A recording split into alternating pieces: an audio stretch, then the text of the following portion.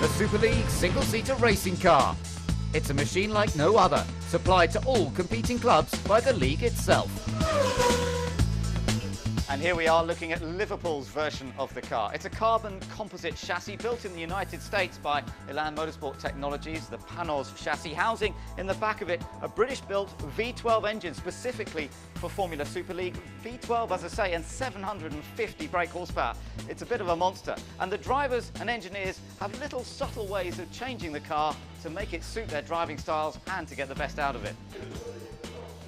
One of the most critical areas, however, are aerodynamics, and this rear wing shows you that there is a lot of downforce that can be created here, and adjusting to get it just right is crucial.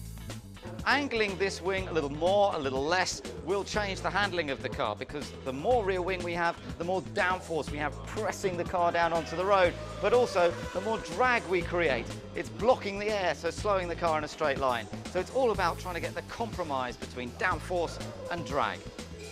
You can change the springs, you can change the ride height of the car, you can also change the setup of the front anti-roll bar. In fact, the driver can change the stiffness of that from within the cockpit. But as you can see, the teams don't want us looking too closely, because it's these tiny, subtle changes that can make the difference between a car on pole position or at the back of the grid.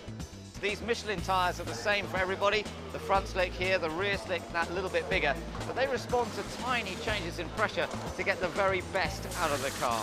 So one of the elements we've been talking about, suspension, aerodynamics and tyres. If you get all these tiny changes right, it can make all the difference to your competitiveness.